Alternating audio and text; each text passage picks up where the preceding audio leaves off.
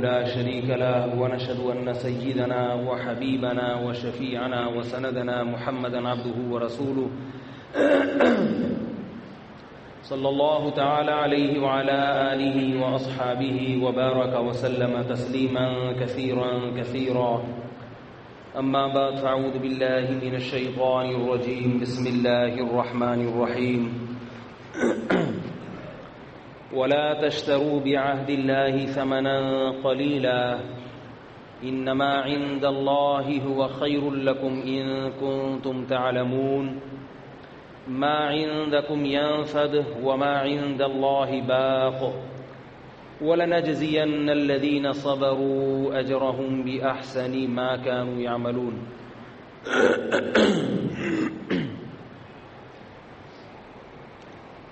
قرآن مجید کی ایک آیت تلاوت کی ہے. اللہ تعالیٰ صحیح طرح سے بات کہنے کی، سننے کی، سمجھنے کی اور عمل کی توفیق عطا فرمائے. نیا سال بھی شروع ہو چکا ہے. آج یکم محرم ہے، 1429 ہجری اور 39 ہجری، 10 سال پیچھے چلا گیا تھا. رسول اللہ صلی اللہ علیہ وسلم کو ہجرت کیے ہوئے 1438 سال مکمل ہو چکے ہیں.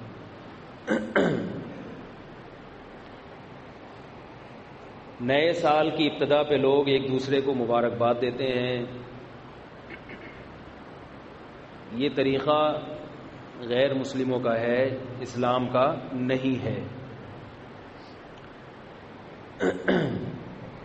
نیا سال جب شروع ہوتا ہے تو اس میں خوشی کا کوئی عنصر نہیں ہوتا کہ آپ مبارکباد پیش کریں. مبارکباد جب دیا کریں جب کسی کنوارے کی شادی ہو جائے، بے اولاد کا بچہ ہو جائے. ایسے موقع پہ مبارکباد کا کوئی تک بنتی ہے، اس کا کوئی تصور ہے. گلا میرا بیٹھا ہوا ہے، تھوڑا سا آپ لوگ برداشت کر لیں. تو کوئی خوشی کی بات ہو نا تو انسان مبارکباد دے، اچھا بھی لگتا ہے. خام خواہ کے تکلفات لوگوں نے نکالے ہوئے ہیں. نیا سال جب شروع ہوتا ہے تو کوئی ایسا کام ہوا نہیں ہے جس سے ہمیں خوشی ہو. اس لیے کہ نئے سال کا مقصد یہ ہے کہ ہم جتنی زندگی لے کر آئے تھے اس میں سے 1 سال اور کم ہو گیا، موت کے قریب ہو گئے. تو اس میں کون سی خوشی کی چیز ہے بھائی؟ کون سی ایسی بات؟ سالگرہ کا بھی یہی تصور ہے کہ آپ 52 سال کے ہو گئے، آپ 53 سال کے ہو گئے تو خوشی تھوڑی ہے کہ آپ 52 سال کے ہو گئے. غم کی بات ہے کہ 52 کے ہو گئے آپ.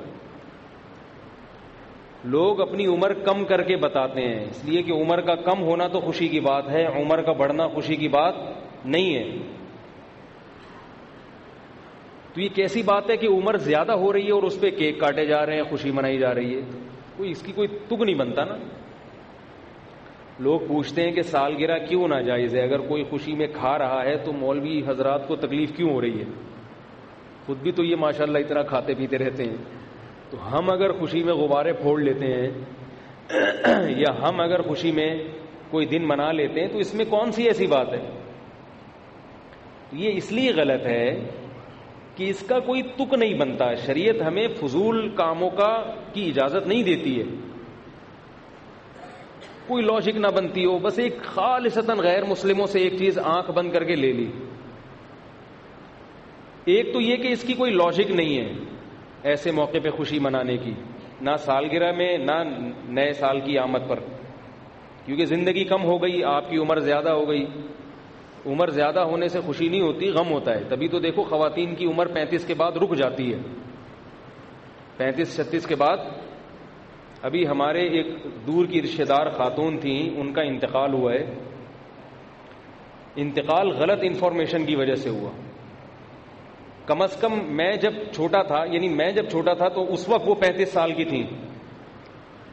اب میں ماشاءاللہ پورے 4 دانت کا ہو گیا ہوں، لیکن وہ ابھی بھی کتنے سال کی تھیں؟ 35 سال کی. ڈاکٹر نے ان سے پوچھا، ان کو بلڈ پریشر کی بیماری تھی. ڈاکٹر نے پوچھا ایج کتنی ہے؟ بتانے لگی 35 سال.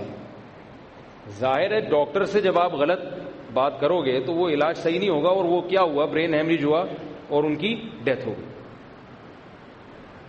تو یہ کیا بات ہے کہ آپ 35 سال کے بعد اپنے آپ کو روک رہے ہیں، لیکن سالگرہ اسی حساب سے منا رہے ہیں کہ ہم 36 کے ہو گئے، ہم 37 کے ہو گئے. تو اس کا مطلب ہے کہ اندر سے خوشی نہیں ہے، اندر سے غم ہے.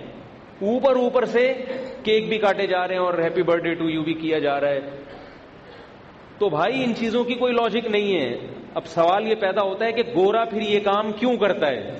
گورا تو بڑا ذہین ہے نا، گورے تو کوئی کام بغیر لاجک کے کرتے ہی نہیں ہیں. اتنی معمولی سی بات ہماری سمجھ میں آ رہی ہے، گوروں کی سمجھ میں کیوں نہیں آ رہی؟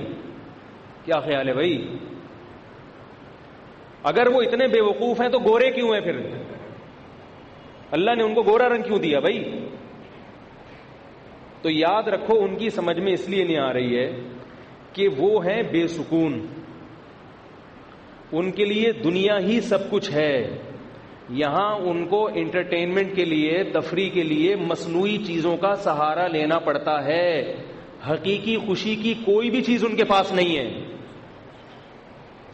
سمجھ میں نہیں آ رہی بات میرا خیال. ان کو خوش ہونے کے لیے بہانہ چاہیے، ان کے پاس خوشی کے لیے کوئی چیز نہیں ہے. لہذا وہ روزانہ نت نئے طریقوں سے خوش ہونے کی کوشش کرتے ہیں. کہتے ہیں یار آج ہم خوش ہو لیے یہ سوچ کے، اب کل کس بات پہ خوش ہوں؟ تو چلو کل اس بات پہ خوش ہوتے ہیں کہ ستار بھائی کل پیدا ہوئے تھے. چلو بھائی آؤ ستار بھائی، چلو کیک کاٹو سب. بھائی کل خوش ہو گئے، پرسوں کس بات پہ خوش؟ وہ غفار بھائی پرسوں پیدا ہوئے تھے. یعنی پیدا تو پرسوں نہیں ہوئے تھے، ہوئے تو 20 سال پہلے تھے، لیکن آج وہ 20 سال کے ہو. چلو بھائی happy birthday to you. تبھی وہ ہر وقت گانے سنتے ہیں، ہر وقت کان میں ہینڈ فری لگا رہتا ہے. آپ ذرا جم جائیں کبھی تو لڑکوں نے کان میں ہینڈ فری لگایا ہوا ہوتا ہے، ایکسرسائز بھی ہو رہی ہے، ہل بھی رہے ہیں، گردن بھی ہل رہی ہے. یہ یاد رکھو دنیا دار آدمی کو سکون کے لیے مصنوعی چیزیں چاہیے، اس کے بغیر وہ خوش نہیں رہ سکتا. یہی اس کی علامت ہے کہ اس کا دل بے سکون ہے. جب انسان کی طبیعت میں سکون ہوتا ہے تو وہ کچھ بھی نہ کر رہا ہو، بیٹھا ہوا ہو، اس کو خوشی محسوس ہو رہی ہوتی ہے. اور جب اندر سے دل میں بے سکونی کے کانٹے چبھ رہے ہوں تو اسے ہر وقت انٹرٹینمنٹ کے لیے کچھ نہ کچھ چاہیے. کبھی اس کو فلم دیکھنی پڑے گی، کبھی کرکٹ کے میچ دیکھنے پڑیں گے، کبھی اس کو سالگرہ منانی پڑے گی، کبھی نئے سال پر ایک دوسرے کو مبارکباد پیش کرنی پڑے گی. خام خواہ یہ چیزیں بنا کے بلا وجہ. وجہ کیا ہے؟ ان کی زندگی کا کوئی مقصد ہی نہیں ہے. آپ خود تھوڑی دیر کے لیے سوچیں، جس آدمی کی زندگی کا کوئی مقصد نہ ہو وہ خوش رہ سکتا ہے کیا؟ ایک آدمی صبح اٹھا، پہلے تو وہ یہ سوچے گا کہ میں اٹھوں کیوں، اٹھنے کا کوئی مقصد ہی نہ ہو اس کا اگر ہے بھائی تو وہ اٹھے گا، کہے گا جب تک پڑے ہوئے سوتے ہو سوتے رہو. پھر جب نیند سے تھک جائے گا اٹھے گا تو پھر وہ اٹھ کے ناشتہ نہیں کرے گا، کہے گا کیا کیوں کروں میں، اس کا کیا مقصد ہے. گھر سے باہر نہیں جائے گا. تبھی آپ بے روزگار لوگوں کو دیکھیں نا، گھر میں پڑے ہوتے ہیں، پھر خودکشیوں کے خیالات آتے ہیں ان کو. آپ کہہ سکتے ہیں کہ بھئی یہ تو دنیا کے فارغ ترین لوگ ایسے ہوتے ہیں، ہم تو آفس جاتے ہیں، ہم تو بزنس کرتے ہیں، ہمارا تو زندگی کا کوئی مقصد ہے. گوروں کا بھی مقصد ہوتا ہے ترقی کرنا، ہوتا ہے نا مقصد. بھائی انفرادی سطح پہ بھی مقصد ہے اور ان کے اجتماعی سطح پہ بھی مقاصد ہیں. انفرادی مقصد کیا ہے؟ ہر آدمی وہاں ترقی چاہتا ہے، ہر آدمی چاہتا ہے میری صحت اچھی ہو جائے، ہر آدمی چاہتا ہے میرے پاس دولت زیادہ ہو جائے. کیا خیال ہے بھائی؟ ہر آدمی چاہتا ہے میری عزت زیادہ ہو جائے. یہ 3 چیزیں ہیں جن کے حصول کے لیے انسان کوشش کرتا ہے: عزت، دولت اور بولو نا بھائی صحت. عزت، دولت اور صحت. تو کہتے ہیں ہم صبح اٹھتے ہیں کیونکہ ہمیں عزت بھی چاہیے، دولت بھی چاہیے اور صحت بھی چاہیے. ان کا ایک پرپز ہے، ان کا ایک مقصد ہے، تبھی وہ جلدی اٹھ جاتے ہیں صبح. کیونکہ اگر ان کو پتا ہے بھائی سوتے پڑے رہیں گے تو نہ عزت ملے گی، نہ دولت ملے گی، اور نہ صحت اچھی ہوگی. ڈاکٹر بھی کہتے ہیں صبح اٹھ جاؤ بھائی جلدی. پھر وہ ایکسرسائز کرتے ہیں. ایکسرسائز کا مقصد کیا ہوتا ہے؟ بولو نا بھائی، صحت اچھی ہو. صحت اچھی ہوگی تو عزت بھی ہوتی ہے، خود بخود ہی ہوتی ہے، اور ظاہر ہے کمانے کی صلاحیت بڑھتی ہے، دماغی صلاحیت بڑھتی ہے تو پیسہ بھی آتا ہے. بیمار آدمی تو کھاتا ہے، وہ کما تو نہیں سکتا. تو ان کے جو کام ہیں، جتنے بھی وہ دن بھر میں کام کر رہے ہیں غیر مسلم لوگ، اس کے پیچھے ایک مقصد ہے، عزت، دولت اور صحت. اور اس کو ہم یوں سمجھیں کہ اس کا خلاصہ ہم 2 لفظوں میں یوں بیان کر سکتے ہیں کہ مزے اڑانا. زندگی کیسی گزر جائے؟ مزے کی گزرے. یہ ان کی زندگی کا مقصد ہے. مگر یہ ایسا مقصد نہیں ہے کہ یہ حاصل ہر ایک کو ہو بھی جائے، اور جس کو حاصل ہو اس سے پھر چھینے نہیں ہے. ایسا نہیں ہو سکتا. دیکھو، آپ نے اپنی زندگی کا مقصد ایک ایسی چیز کو بنایا کہ آپ کو پتا ہے یا تو وہ مقصد حاصل ہوگا ہی نہیں، اور اگر ہو گیا تو چھن جائے گا. تو آپ کو سکون ملے گا؟ بولتے کیوں نہیں بھائی؟ مثال کے طور پر ایک پہاڑی کی چوٹی پہ ہیرا رکھا ہوا ہے، ڈائمنڈ، بہت مہنگا. اب آپ نے اپنی زندگی کا مقصد بنا لیا کہ یہ کیٹو پہاڑی کی چوٹی پر یہ ڈائمنڈ رکھا ہوا ہے، ہیرا رکھا ہوا ہے، اس ہیرے کو میں نے حاصل کرنا ہے. کیونکہ جب یہ ہیرا میری جیب میں آئے گا تو پیسہ تو آئے گا. پیسہ آئے گا تو صحت بھی پھر اپنی مرضی کی چیزیں کھائیں گے نا. کیا خیال ہے بھائی؟ بہت ساری چیزیں آ جائیں گی. پھر ڈاکٹر بھی اپنی مرضی کا ہوگا، اور عزت تو ملے گی خود بخود. تو آپ نے اپنی زندگی کا ہدف بنایا کہ یہ جو کیٹو پہاڑی کی چوٹی پہ ڈائمنڈ رکھا ہوا ہے میں نے یہ حاصل کرنا ہے. یہ انگریز کی زندگی کا خلاصہ بیان کر رہا ہوں آپ کو. ان کے افراد بھی اسی کے پیچھے بھاگتے ہیں، ان کی حکومتیں بھی. جیسے ابھی امریکہ کو دیکھ لو، یو کے کو دیکھ لو، وہ چاہتے ہیں ہم طاقتور سے طاقتور ترین بن جائیں، ساری دنیا پہ ہماری حکومت ہو، ساری دنیا کے وسائل ہمارے قبضے میں آ جائیں. تو اجتماعی سطح پہ بھی یہی سوچ ہے اور انفرادی بھی یہی سوچ ہے. سمجھ رہے ہو؟ اب مثال میں دے رہا ہوں کہ یعنی مثال تو وہ دی جاتی ہے نا جو آسان ہو سمجھنے میں. تو ایک کیٹو پہاڑی کے اوپر ایک ہیرا رکھا ہوا ہے. امریکہ چاہ رہا ہے کہ یہ ہیرا مجھے مل جائے، لندن چاہ رہا ہے کہ یہ ہیرا مجھے مل جائے، پاکستان چاہ رہا ہے کہ مجھے مل جائے. حکومتیں بھی کوشش میں لگی ہوئی ہیں اور افراد بھی. آپ بھی یہ چاہ رہے ہو کہ مجھے مل جائے، غفار بھائی بھی یہ چاہ رہے ہیں، ستار بھائی بھی، وسیم، کلیم، سلیم کباڑیا، سب کی یہی خواہش ہے. کیا خیال ہے؟ اب ظاہر ہے کیٹو پہاڑی پہ چڑھنا آسان کام نہیں ہے. جب آپ چڑھنے لگو گے تو سارے تھوڑی پہنچیں گے. ما کل ما یتمنى الرجل یدرکہ تجری الریاح بما لا تشتہی السفن. ہر وہ چیز جس کی انسان تمنا کرتا ہے اسے حاصل نہیں کر پاتا. کچھ لوگ حاصل کر پاتے ہیں اور کچھ حاصل نہیں کر پاتے. تجری الریاح بما لا تشتہی السفن. کشتی بعض مرتبہ ایک سمت میں جانا چاہتی ہے مگر ہوائیں اسے دوسری سمت میں موڑ دیتی ہیں.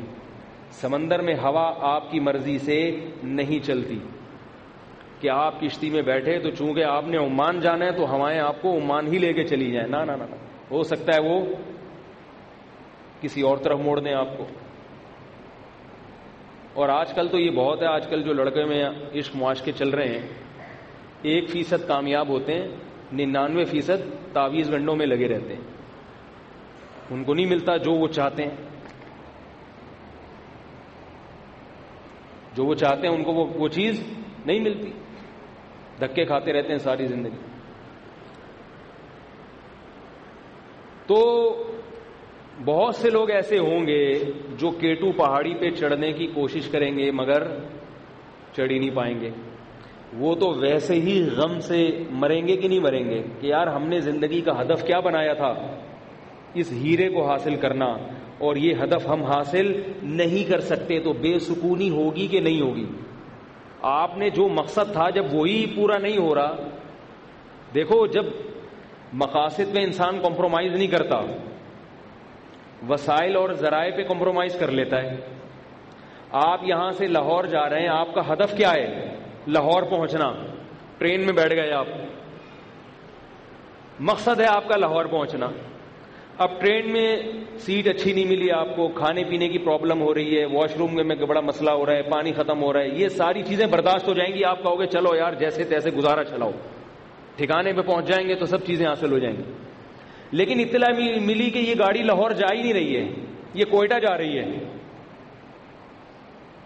اب آپ کا کھڑکی سے چھلانگ لگانے کا دل کرے گا کہ نہیں کرے گا؟ کیا خیال ہے بھائی؟ بولے کہ میں تو یہ ساری ٹینشن اس لیے برداشت کر رہا تھا، تب میری جو منزل تھی وہ تو مل رہی تھی نا، منزل ہی نہیں مل رہی. تو مجھے واش روم میں پانی بھی اگر مل جائے، سیٹ بھی اچھی مل جائے، تو میں نے کرنا کیا ہے؟ جہاں میں نے جانا کہاں ہے، اور جا گاڑی بالکل ہی اپوزٹ سائڈ پہ رہی ہے. اب آپ کھڑکی سے چھلانگ لگاؤ گے اگر شریف آدمی ہوگے. وہ ایک بندہ تھا نا حیدرآباد، وہ پنجاب سے آ رہا تھا، تو اس نے اپنے کسی دوست سے کہا کہ جب حیدرآباد آئے نا تو مجھے بتا دینا، اور میں سو رہا ہوں اور اللہ کا واسطہ مجھے ضرور بتا دینا، اگر میں نہ اٹھوں تو کھڑکی سے پھینک دینا مجھے نیچے، کیونکہ میں سوتو ہوں، میری آنکھ نہیں کھلتی. وہ حیدرآباد آگے گزر گیا، کراچی آ گیا. تو اس کی آنکھ کھلی، دوست سے پوچھا یار مجھے حیدرآباد کیوں نہیں اتارا؟ تو کہنے لگا کہ یار میں نے، وہ کسی نے اس سے کہا کہ اب یہ تمہارا دوست تمہیں تمہاری کلاس لے گا، تم نے اس کو اتارا نہیں اور کھڑکی سے پھینکا نہیں. کہہ رہے نہیں، کلاس اصل میں وہ لے گا جس کو کھڑکی سے پھینکا ہے میں نے باہر. ٹھیک ہے نا، اصل کلاس وہ لے گا جس کو کھڑکی سے باہر پھینکا ہے. جس نے کراچی جانا تھا اور پھینک کہاں دیا اس کو؟ حیدرآباد. تو منزل جو ہے نا، منزل جہاں آپ جانا چاہتے ہیں اس پہ انسان کی دو رائے نہیں ہوتی. اب آپ کہہ سکتے ہیں ایک لڑکا MBA کرنا چاہتا ہے وہ نہیں کر پایا تو وہ تو خودکشی نہیں کرتا، ایک ڈاکٹر بننا چاہتا ہے نہیں بن پایا تو خودکشی نہیں کرتا. وہ اس لیے نہیں کرتا کہ اس کا مقصد ڈاکٹر نہیں تھا، اس کا ڈاکٹر بننے سے کچھ اور مقصد تھا، پیسے کا حصول مقصد تھا، عزت کا حصول. تو وہ کہتے چلو کوئی اور راستہ اختیار کرو.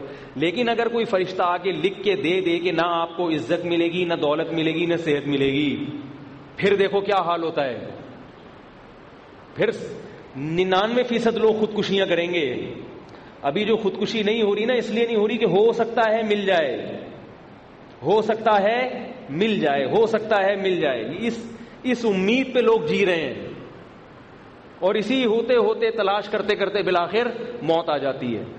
لیکن اگر کسی کو پہلے سے پتا چل جائے کہ آپ کو نہ عزت ملے گی، نہ دولت ملے گی، اور نہ صحت ملے گی، دیکھو کتنے لوگ کھمبوں سے لٹکتے ہیں، پھر کتنے چپکتے ہیں.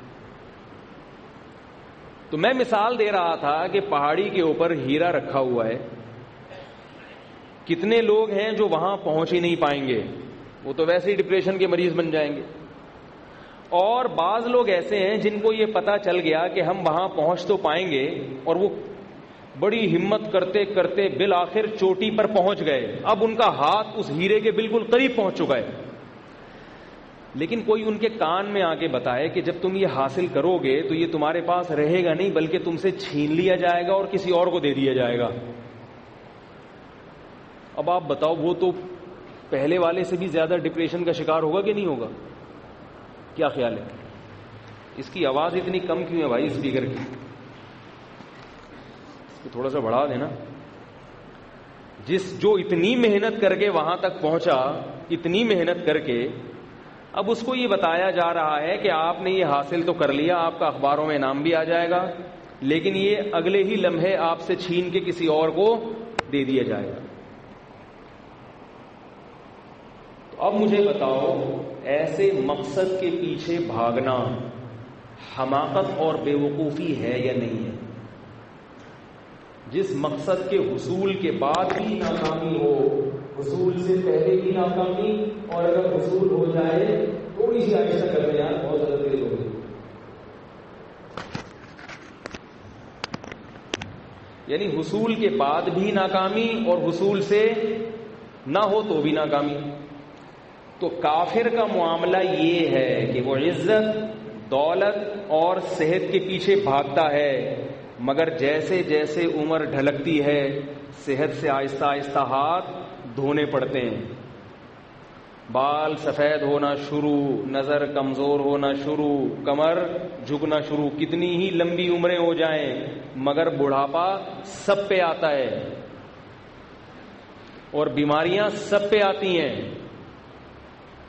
اور وہ عزت جو حاصل کی تھی آہستہ آہستہ ہاتھ سے نکلنا شروع ہو جاتی ہے۔ میں نے ایک سائنسدان کی یوٹیوب میں ویڈیو دیکھی، نوبل انعام یافتہ سائنٹسٹ ہے امریکہ کا، اس کی بڑی بڑی ایجادات ہیں، بہت عزت ملی اس کو، بہت دولت ملی، مگر 10 سال سے کومے میں گیا ہوا ہے وہ۔ بات نہیں آ رہی سمجھ میں میرا خیال، 10 سال سے، بولو بھائی، کومے میں۔ اس کی صحت کے لیے کتنی کوشش کی ہوگی بھائی، وہ لوگ تو اپنے لوگوں کی بڑی حفاظت کرتے ہیں نا، اتنا بڑا سائنٹسٹ ہے تو اس کا بی پی بھی ہر وقت چیک ہوتا ہوگا، شوگر ٹیسٹ بھی ہوتے ہوں گے، حکومت باقاعدہ اپنی نگرانی میں ایسے سائنٹسٹ کی حفاظت کرتی ہے کہ بھئی اس کو کچھ نہ ہو، یہ قوم کا بہت بڑا سرمایہ ہے، مگر قوم کا وہ سرمایہ 10 سال سے کہاں ہے؟ قوم میں۔ تھوڑی سی دماغ میں کوئی رگ ہلی ہے اور اتنا ذہین آدمی پڑا ہوا ہے بستر پہ، رال ٹپکتی رہتی ہے، نرسیں صاف کرتی رہتی ہیں، اس کی قضاء حاجت، اس کے پیمپر کی تبدیلی، کیونکہ وہاں بچے تو پالتے نہیں ہیں نا، اولاد تو ہے نہیں، ہوتی نہیں، ہوتی بھی ہے تو وہ موج مستیاں کر رہی ہوگی، تو نرسیں ہیں، گورنمنٹ ان کو پیسے دے رہی ہے اور اس سائنٹسٹ کی حفاظت ہو رہی، لیکن اس کی زندگی کیا ہے؟ پڑا ہوا ہے، 3 پیس سوٹ میں ٹائی وائی لگی ہوئی ہے اور گردن ایک طرف لڑکی ہوئی ہے، کتنی محنت کی، مگر اس کا انجام کیا ہوا؟ یہ انجام ہے، کومے میں گیا ہوا ہے 10 سال سے۔ تو یہ چیزیں ہم دیکھتے ہیں، کافر بھی دیکھتا ہے یہ چیزیں، اسے اپنا فیوچر بہت بھیانک نظر آتا ہے۔ یہ جتنے فنکار اداکار ہوتے ہیں نا، ان کا ذرا بڑھاپا دیکھ لیا کرو تھوڑی دیر کے لیے، یہ جو ایسے چمکتے ہوئے چہرے آپ کو میڈیا پہ نظر آ رہے ہوتے ہیں، ہر آدمی کی تمنا ہوتی ہے کاش میں ہوتا، تو ان کا بڑھاپا دیکھا کرو، جتنی حسین ان کی جوانی ہوتی ہے اتنا ہی خطرناک ان کا بڑھاپا ہوتا ہے، بہت خطرناک۔ ایک عالم گئے یورپ میں، ان کے دورے ہوئے، آ کے کہنے لگے انگریز کی جوانی جتنی خوبصورت ہے بڑھاپا اتنا ہی بھیانک ہے، بہت بھیانک بڑھاپا ہے، کوئی پرسان حال نہیں ہوتا۔ تو یہ جو مقصد ہے نا، مقصد حیات جو کافر کا ہے، وہ ایسا مقصد حیات ہے کہ اس میں ظاہر انسان یہ کوئی مقصد نہیں ہے، اللہ نے چونکہ اس کے لیے بنایا نہیں ہے نا انسان کو، تو یہ مقصد نہیں ہے۔ جب ایک چیز آپ کی منزل ہی نہ ہو اور آپ اس کو منزل سمجھ بیٹھو تو آپ اندر سے ٹوٹ پھوٹ جاتے ہو، آپ چاہے کتنی سکون کی گولیاں کھا لو مگر آپ کو سکون نہیں ملے گا۔ دیکھو نفسیات کے جو بڑے بڑے ڈاکٹر یورپ اور امریکہ میں ہیں، ہمارے ہاں نہیں ہیں، جو نفسیات کے بڑے بڑے ڈاکٹر جو ہے نا، وہ جو جتنے وہاں ہیں ہمارے ہاں نہیں، ہمارے ہاں کا ڈاکٹر بھی اناڑی ہوتا ہے، نفسیات کے جو ڈاکٹر ہوتے ہیں، بلکہ خود نفسیاتی ہوتا ہے وہ بیچارہ، حقیقت ہے۔ اس لیے اپنے آپ کو نفسیاتی ڈاکٹروں سے دور رکھا کرو، وہ دوائیوں پہ لا دے گا، آپ کو لگا دے گا، ان کے پاس کوئی علاج نہیں ہے سوائے وہ ڈپریشن کی گولیوں کے، اور ساری زندگی کے لیے تباہ ہو جاؤ گے۔ اور یہ ڈاکٹر نے مجھے خود بتایا کہ ہم پاگلوں کا علاج کرتے کرتے تھوڑے دن میں خود ہی پاگل ہو جاتے ہیں، پھر ہم اپنے علاج کے لیے کسی اور ڈاکٹر کو دکھاتے ہیں۔ یہ حقیقت ہے، جب انسان سارا دن پاگلوں میں بیٹھا رہتا ہے ہر وقت عجیب عجیب سے، تبھی میں وہمیوں کا فون نہیں سنتا۔ ایک مسئلہ کسی نے 2 دفعہ پوچھ لیا مجھ سے، تیسری دفعہ پوچھے گا تو میں اس کو وہمی نمبر 34 کی لسٹ میں ڈال دیتا ہوں۔ 33 تک ہے تو 34واں نمبر ہو گیا بھائی تمہارا۔ یہ حقیقت ہے، کیونکہ اگر آپ نے اس کو فری کرایا زیادہ تو تھوڑے دنوں میں آپ کی دماغ کی چولیں ہل جائیں۔ ابھی ایک صاحب کا فون آیا، مجھے ہر وقت وہم ہوتا ہے کہ میں بیوی کو طلاق تو نہیں دے رہا، ہر وقت کہہ رہے وہ ایکچولی میں سوتے ہوئے میں اٹھا تو میں نیند میں تھا تو مجھے لگا کہ میں نے دے دی ہے۔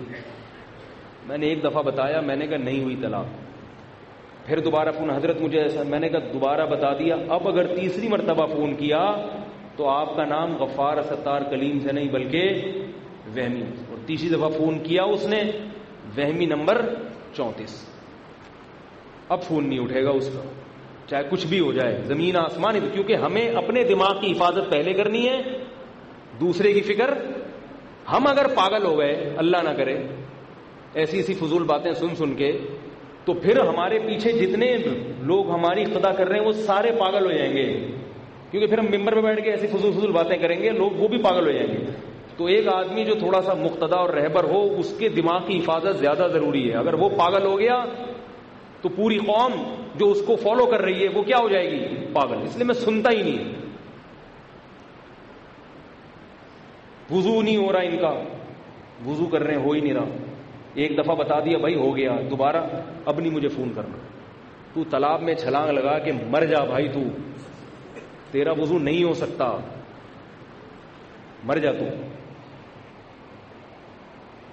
ایسے عجیب عجیب گھماتے ہیں باتوں کو. وہمی آدمی خود اپنا علاج کرے تو ہوگا. دنیا میں کسی کے پاس اس کا علاج نہیں ہے. وہ خود اپنے آپ کو اس جنجال سے نکالے. وہ بھائی شلوار ہے، کپڑے ناپاک ہو گئے، نلکے کے نیچے رکھو، 2-3 دفعہ نچوڑو، نکلو پتلی گلی سے، چھوڑو کہ چھینٹیں نہ پڑ جائیں، یہ نہ پڑ جائیں. یوں اتنا عدسے لگا کے دیکھ رہے ہیں. ان کو بتا دیا بھائی ایسے رگڑو، دھو لو. بس یوں دیکھتے کیوں کہ چھینٹیں پڑ رہی ہے کہ نہیں پڑ رہی. نہیں حضرت، وہ جو ایسے ہوتے ہیں وہمی ہے. وہ میں نے جب ناپاک شلوار کو ہاتھ لگا کے جب رگڑا تو میرا ہاتھ ناپاک ہو گیا. ہاتھ ناپاک ہو گیا تو میرا ہاتھ یہاں لگ گیا تو یہ جگہ ناپاک ہو گئی، اس کو دھو رہا بیٹھ گئے. اب جب یہ جگہ ناپاک ہوئی تو انگلی دوبارہ ناپاک ہو گئی. جب یہ انگلی دوبارہ ناپاک ہوئی ہے تو یہ انگلی اگر گھڑی پہ لگ گئی تو گھڑی کیسے پاک کروں؟ تو اگر میں روزانہ اس طرح کے مسائل سنوں گا تو میرا بھی دماغ ایسا ہوگا کہ نہیں ہوگا؟ میں کہتا ہوں اللہ کا واسطہ تو نہیں پاک ہو سکتا بھائی. ہم اللہ کا شکر ہے نہاتے ہیں پاک ہو جاتے ہیں، آپ نہیں پاک ہو سکتے. میں اس کو کہتا ہوں ڈاکٹر کے پاس جاؤ. اور ڈاکٹر کے پاس جانے کا مشورہ کیوں دیتا ہوں؟ تاکہ ڈاکٹر پاگل ہو جائے. اس لیے نہیں کہ یہ ٹھیک ہو جائے. بھائی ہم تو فیس لیے بغیر آپ کو گائیڈ کر رہے ہیں. ڈاکٹر پیسے لے رہا ہے نا، تو پیسے لے گا تو رسک بھی وہ لے نا. پھر پاگل ہونے کا رسک وہ لے جو پیسے لے رہا ہے. ہم فری پوکٹ میں کیوں اپنے دماغ کو خراب کریں بھائی؟ وہ میں نے لطیفہ سنایا تھا نا کہ وہمی آدمی کا لطیفہ سنایا تھا کہ ایک وہمی استنجا کر رہا تھا، اس کو یقین نہیں ہو رہا تھا کہ میں پاک ہو رہا ہوں کہ نہیں ہو رہا. لوٹوں پہ لوٹے بہا دیے اس نے دھو کے بڑے پیشاب پہ نا، وہ لیکن نہیں ہو رہا، اس کو تسلی نہیں.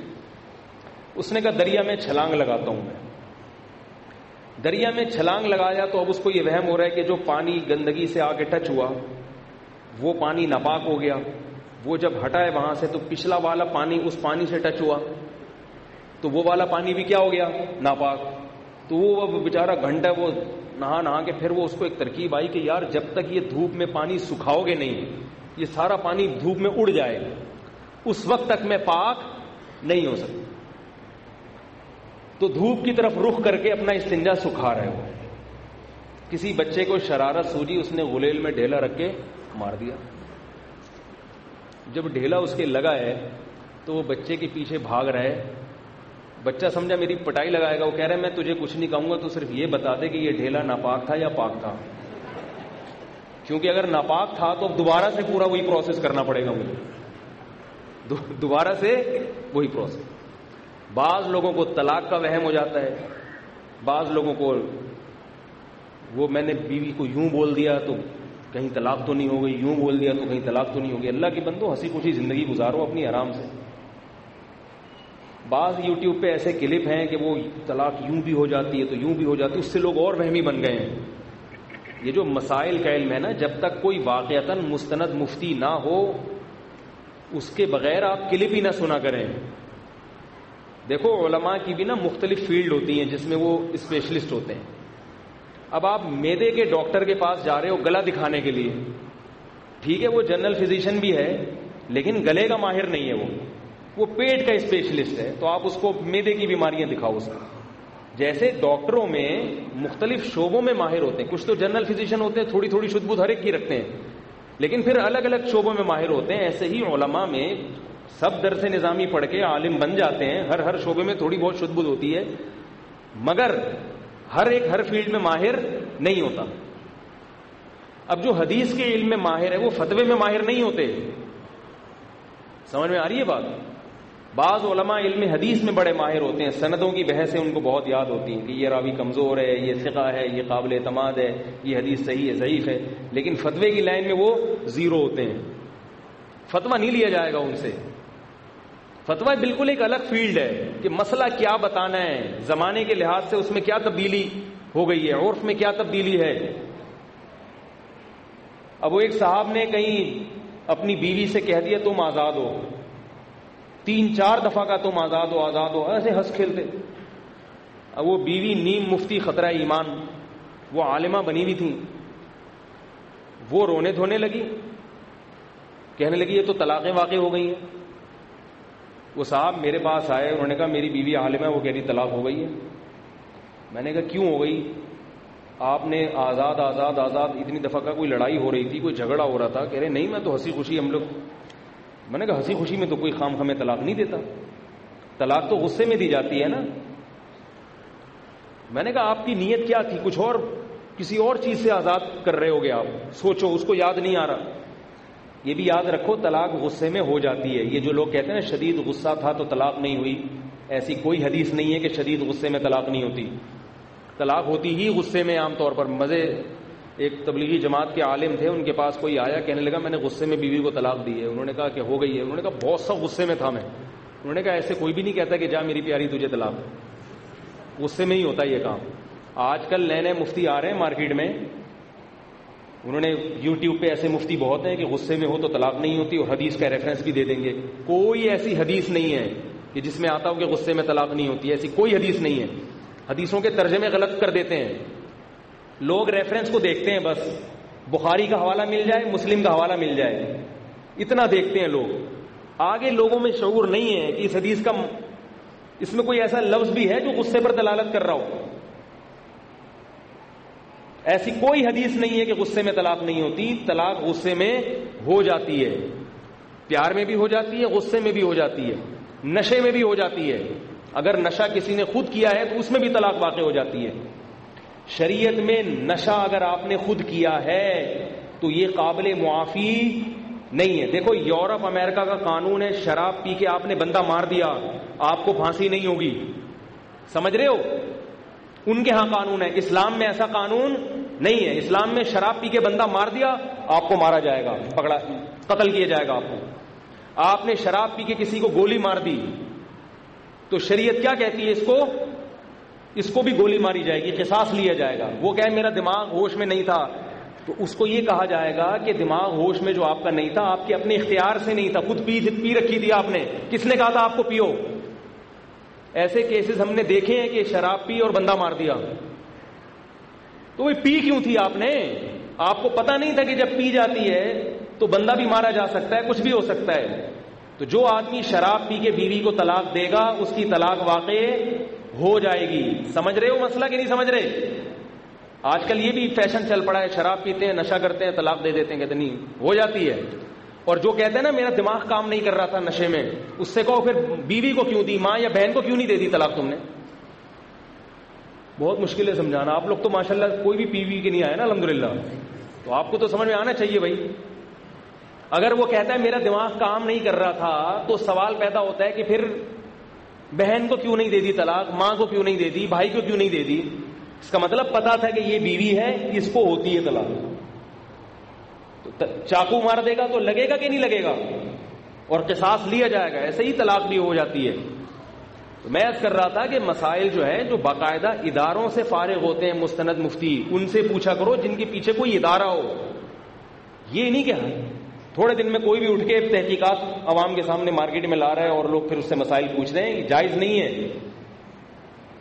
اگر آپ اس کو فالو کریں گے تو کل قیامت کے دن آپ سے سوال ہوگا۔ لوگ کہتے ہیں وہ دلیل سے بات کر رہے ہیں، ہر ایک دلیل سے بات کرتا ہے، آپ میں دلائل کو سمجھنے کی صلاحیت نہیں ہے، یہ آپ تسلیم کر لیں۔ اپنی جہالت کا اعتراف آج کل لوگوں سے ہوتا نہیں ہے، یہ بڑی مسئلہ ہے۔ ڈاکٹر کے سامنے اپنی جہالت کا اعتراف کریں گے کہ آپ معدے کے ماہر ہیں، مجھے نہیں پتا، جی آپ کو پتا ہے۔ ENT اسپیشلسٹ کے سامنے اعتراف کر لیں گے، ڈاکٹر صاحب آپ چاہے تو کاٹ دیں، آپریشن کر کے گردہ نکال دیں، چاہیں تو نیا لگا دیں، چاہیں تو ڈائلسس پہ لے آئیں، آپ زیادہ جانتے ہیں، میں تو جاہل۔ جہاں عالم مفتی کی بات آئے گی کوئی آدمی اپنے آپ کو جاہل تسلیم کرنے کے لیے تیار نہیں ہے۔ یہ بہت بڑا المیہ ہے، قرب قیامت کی علامت ہے یہ۔ اعجاب کل ذی رأی برأی، ایک روایت میں آتا ہے کہ ہر آدمی اپنی رائے کو سب سے بڑھ کر سمجھے گا کہ میری رائے ہے نا ویسی کوئی رائے نہیں ہے کسی کی. تو بعد میں کیا کر رہا تھا، جلدی سے موضوع کی طرف آتا ہوں.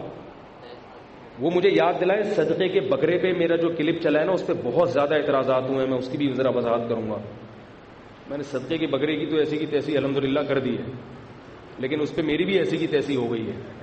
بہت سے علماء کی طرف سے میرے خلاف، یعنی خلاف تو نہیں کہہ سکتے، بعض بڑے حضرات بھی ہیں تنبیہات کے وہ لیٹر آئے ہیں، بعض نے میرے خلاف کلپ یوٹیوب پہ بنا کے ڈالے ہوئے ہیں کہ اس نے تو صدقے کے بکرے کا انکار کر دیا، حالانکہ حدیث میں آتا ہے کہ بکرا صدقہ ہوا تھا اور وہ سیری آئی تھی اور پائے آئے تھے، بکرے کے تھے وہ تو وہ میں اس کی ذرا وضاحت کروں گا، یہ میں موضوع نہ کہیں رہ جائے. تو میں یہ عرض کر رہا ہوں کہ آپ کو جب یہ پتا ہے کہ جب میں وہاں جا کے یہ چیز حاصل کروں گا تو حاصل کرنے کے بعد بھی میرے پاس نہیں رہے گی، تو اس سے کیا پیدا ہوگا، دماغی تناؤ. تو کافر کے پاس چونکہ کوئی حقیقی مقصد نہیں ہے، یہ جو مقصد ہے نا عزت شہرت یہ سب ختم ہو جاتے ہیں، ان کو بھی پتا ہے کہ ختم ہو جاتے ہیں، لہذا یہ ایسا مقصد نہیں ہے جس کو واقعتاً مقصود بنایا جائے، مطلوب بنایا جائے.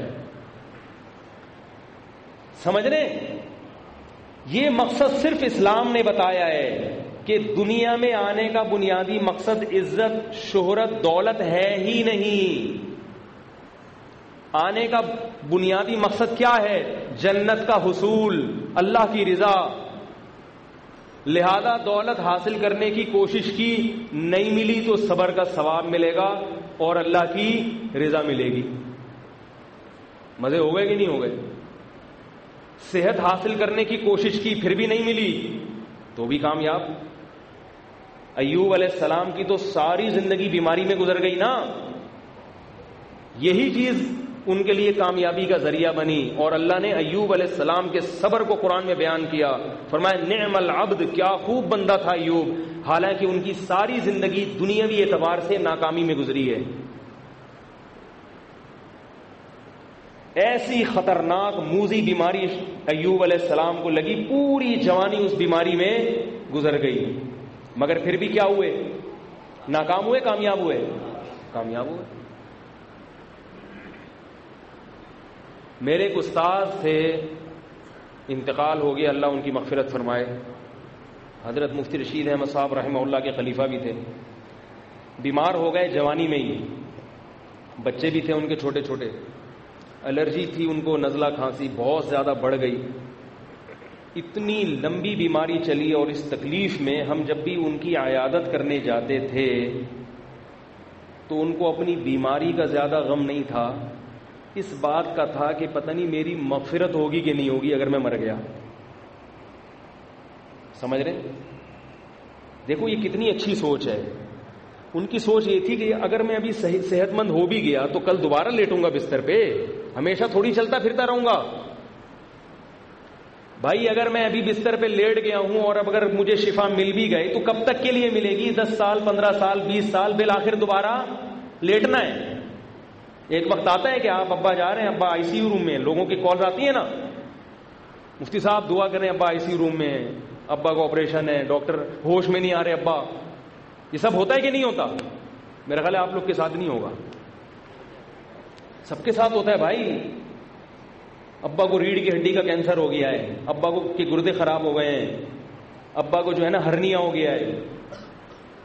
جب دوسروں کے اباؤں کے ساتھ ہو رہا ہے تو میں اور آپ کے ساتھ نہیں ہوگا؟ ہم بھی تو ابا ہیں، اگر نہیں ہیں تو بن جائیں گے کل. ایسا نہ ہو اس چکر میں ابا ہی نہ بنے آپ، یار اباؤں کے ساتھ ہوتا میں باپ بنتا ہی نہیں. تو چچا کے ساتھ ہو جائے گا، آپ چچا ہو گئے کسی کے، ماموں ہو گئے کسی کے، ابا ہو گئے تو ذرا عزت کے ساتھ علاج ہو جائے گا، بچے عزت کے ساتھ کر لیں گے علاج. لیکن لیٹنا ہے کہ نہیں ہے تھوڑے دنوں میں جا کے؟ کب تک چلتے پھرتے رہو گے، ناچتے بھاگتے رہو گے؟ بالآخر جنا ہسپتال میں، سول ہسپتال میں کبھی نہ کبھی جا کے لیٹنا ہے. ایک ہی صورت ہے، نہ لیٹنے والی کو ٹرک مار کے چلا جائے، آپ کو آن دا اسپاٹ مر جائیں، وہ اور خطرناک ہے. لیٹا ہوا آدمی کم از کم توبہ تو کر لیتا ہے تھوڑا سا.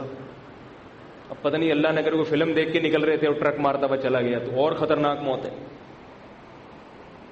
اور آج کل یہ خطرناک موتیں زیادہ ہو رہی ہیں. بیٹھے بیٹھے بندہ گر جاتا ہے, ہارٹ اٹیک ہو جاتا ہے. تو اب اللہ والوں کی آپ حالت دیکھیں, بستر پہ لیٹے ہوئے ہیں, بیماری کا اتنا غم نہیں ہے. غم کس بات کا ہے؟ آنکھوں سے آنسو نکل رہے تھے, کہہ رہے دعا کرو اللہ مغفرت کر دے. کیونکہ دیکھو اصل مقصد ہے اللہ کی رضا. ان کی دل میں نہیں تھی اگر وہ حاصل ہو جائے تو ابھی مر جائے کوئی پرواہ نہیں ہے, بچ جائے تو بھی ٹھیک ہے, نہیں بچے تو بھی ٹھیک. تو ایسا آدمی خودکشی کرے گا؟ کبھی بھی نہیں کرے گا. ایسا آدمی ڈپریشن کا مریض بنے گا؟ کبھی بھی نہیں بنے گا. اس کو پتا ہے کہ اس غم میں اور تکلیف میں میرے گناہ معاف ہو رہے ہیں.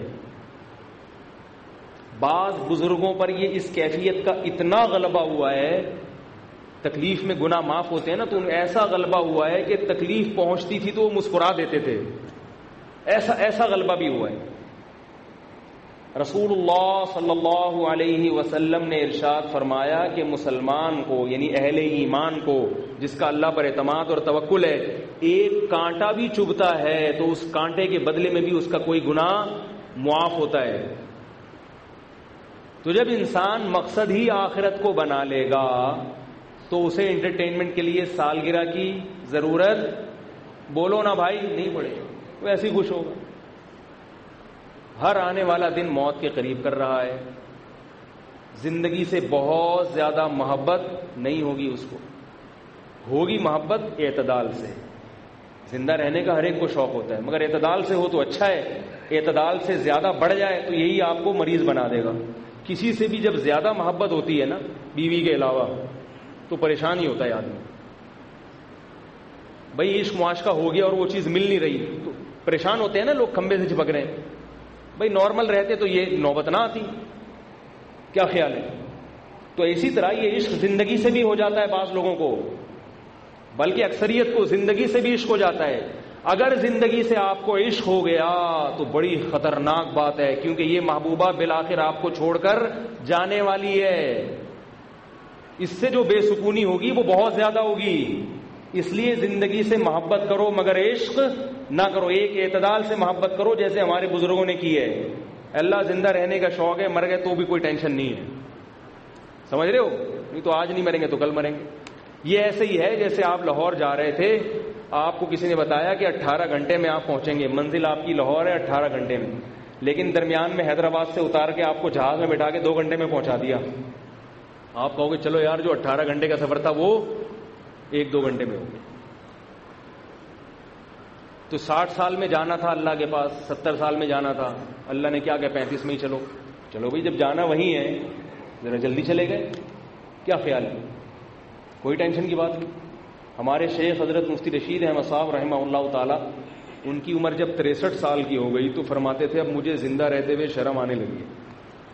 بھئی نبی صلی اللہ علیہ وسلم 63 میں چلے گا, میں پھر بھی زندہ ہوں. تو شرما شرمی میں 78 سال 80 سال تک زندہ ہی رہے وہ.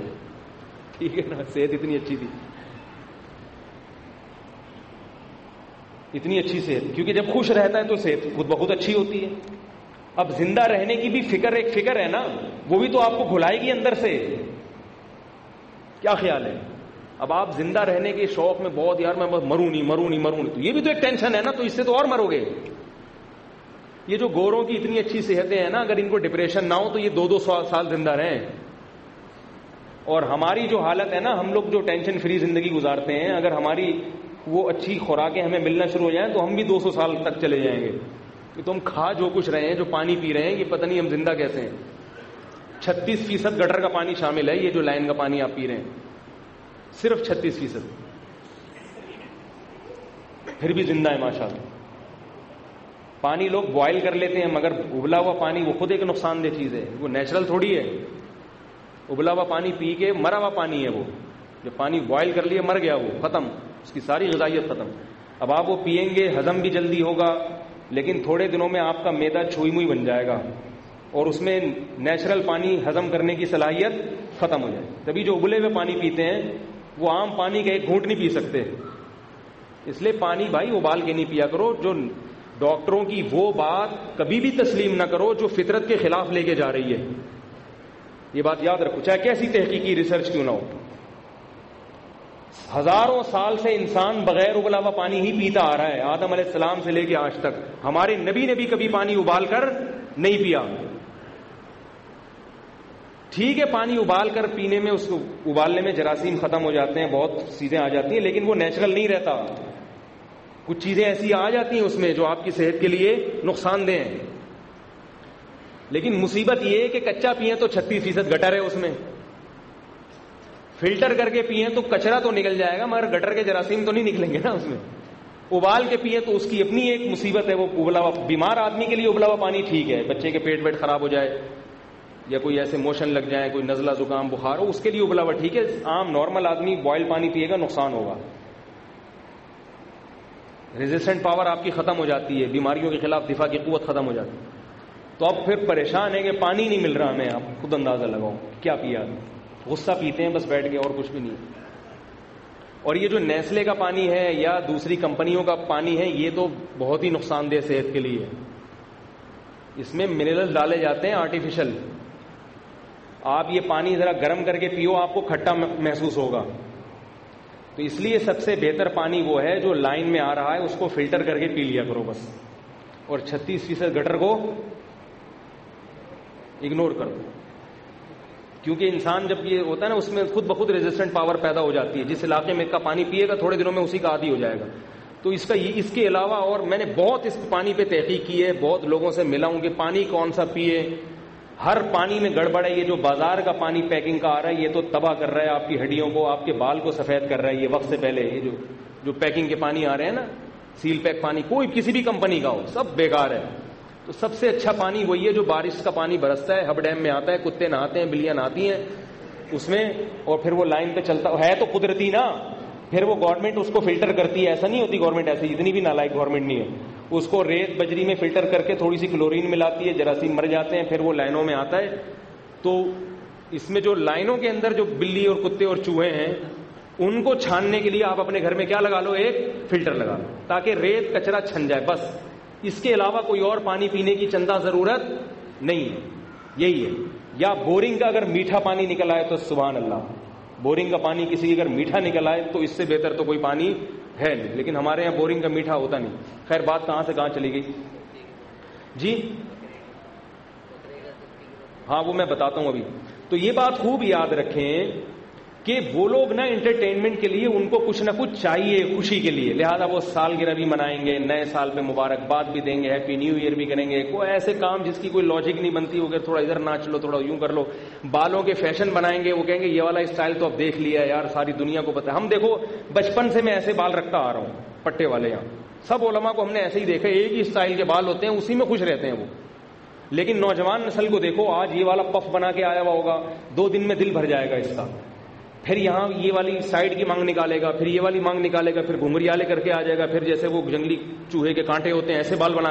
یہ بے سکونی کی علامت ہے کہ اس آدمی کا دل اندر سے سکون میں نہیں ہے. اگر سکون میں ہوتا تمیز سے ایک جیسے بال بناتا، ایک جیسا فیشن کرتا، ہنسی خوشی زندگی گزار کے دنیا سے چلا جاتا. اس سکون نہیں ہے تبھی تو کبھی یہاں تک شرٹ کھینچی ہوئی کمر نظر آ جائے.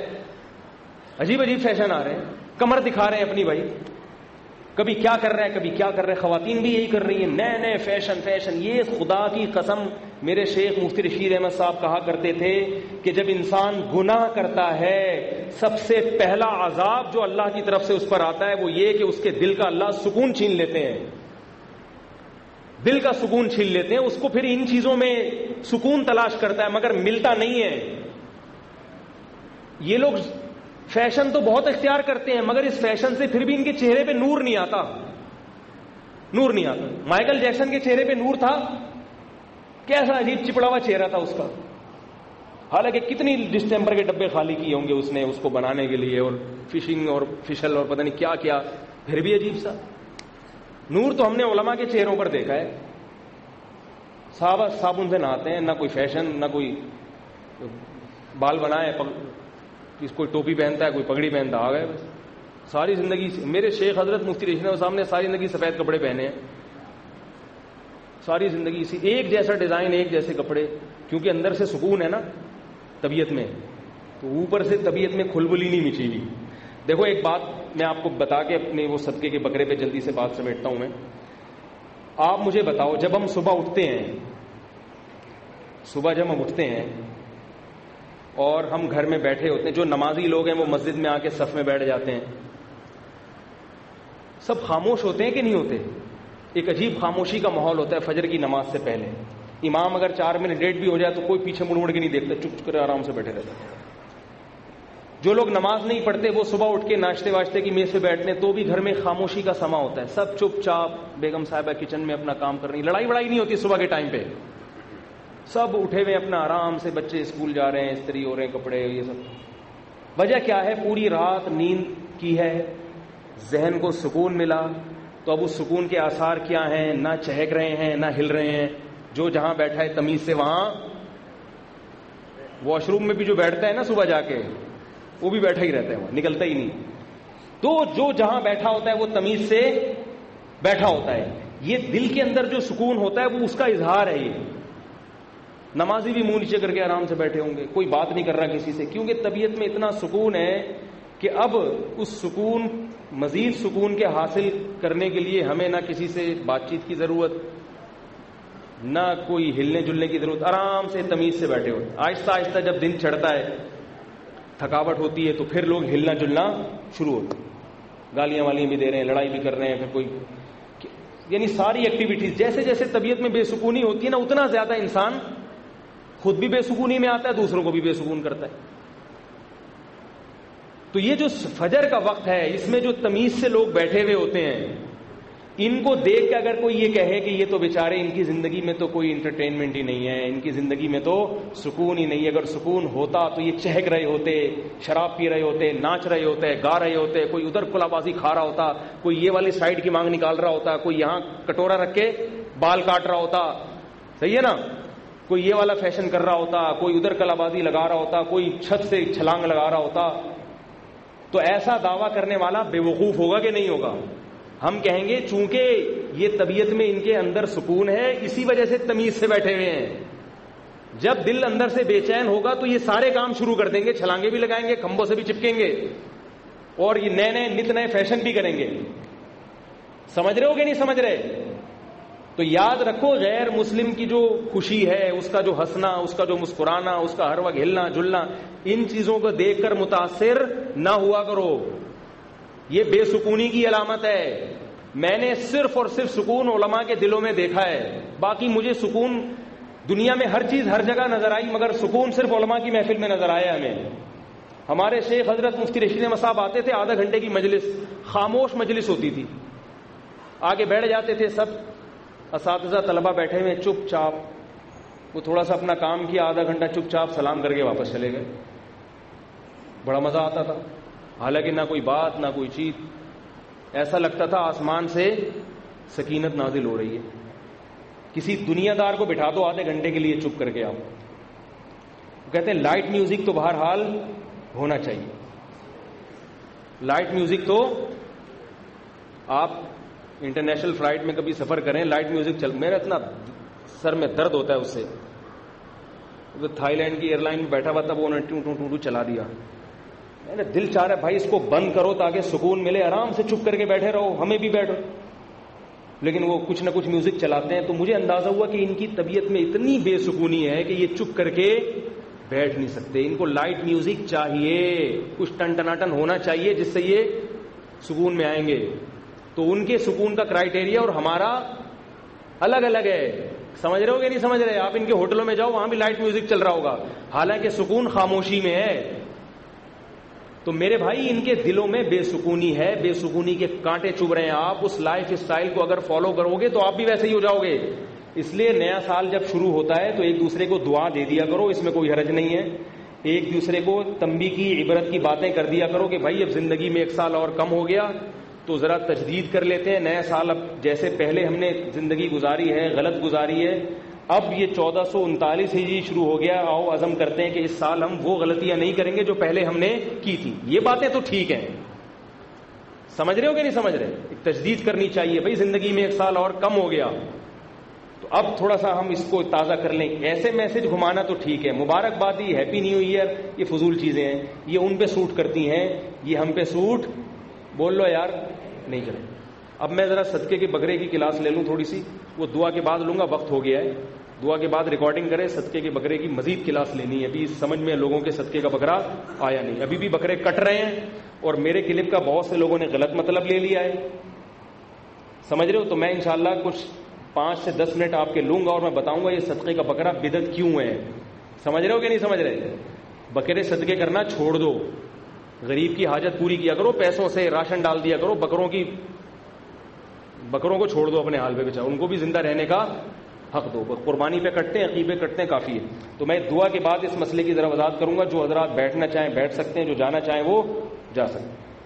اسکول سلسلے میں بات یاد نہیں ہوئی, یاد بھائی یہ دی مینٹور اسکول ہے, بہت اچھا اسکول ہے. یہاں سخی حسن پہ بہت اچھی دینی تعلیم ہے. اپنے بچوں کو کوشش کریں ایڈمیشن دلائیں, وہاں او لیول تعلیم ہے ان کی, جو آکسفورڈ یونیورسٹی والا سلیبس ہے. میں اس کی اس لیے وہ کر رہا ہوں, میرا کوئی کمیشن نہیں بندہ ہوا وہاں پہ, اس لیے کہ آج کل اسکول بچوں کو تباہ و برباد کر رہے ہیں.